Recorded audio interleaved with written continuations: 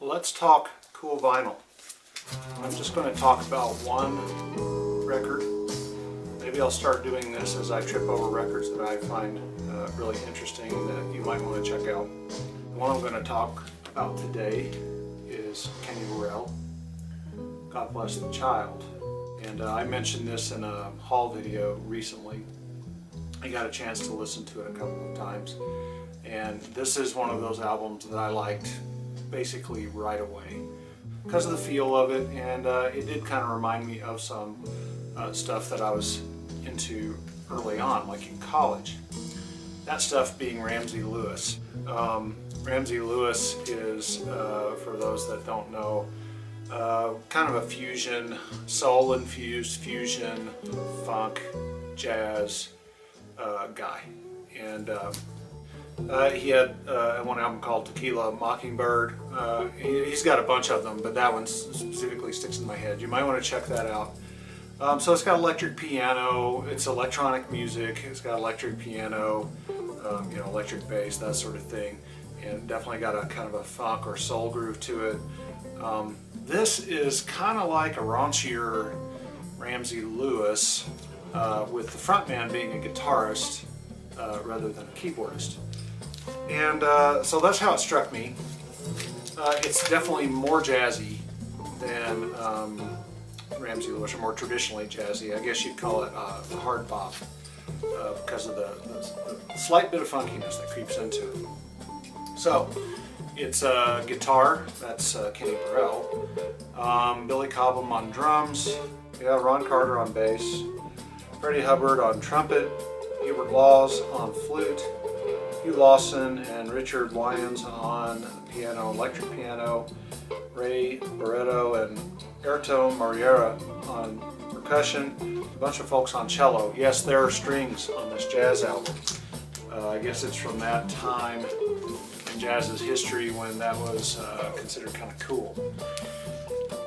I thought it was going to be really corny. It's not. I found, even though I thought I was going to hate that, I didn't. It adds kind of a cool quality to the thing.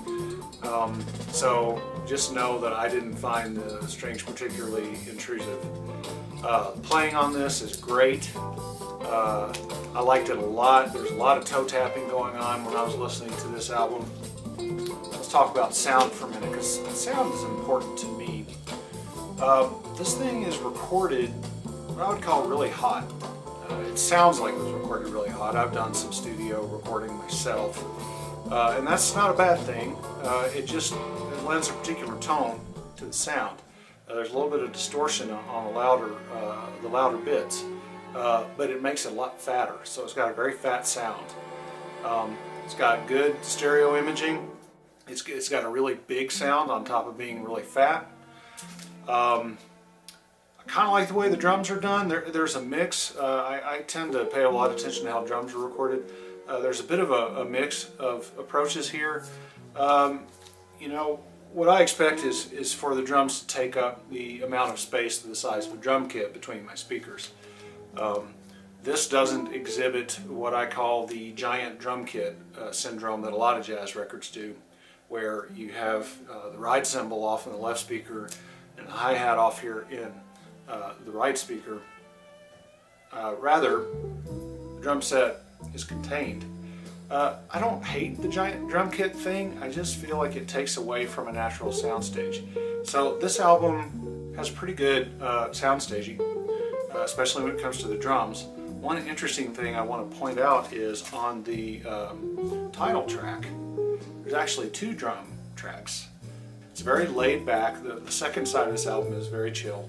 But there's a very laid back groove on the title track, which is the second track on the second side. And I don't know if it's Billy Cobham playing both and he was just multi-tracked, or whether there's two drummers, but it's played on two kits. So you get to hear different ride sounds and different snare sounds. I enjoy the heck out of it. So anyway, it is obtainable. I was a little surprised, but it is obtainable on iTunes and other places. So if you've been listening to it in the background a bit here, if it kind of turns you on, I recommend you check it out. I haven't heard it on digital formats. It sounds really darn good on vinyl, so give it a shot. catch you later.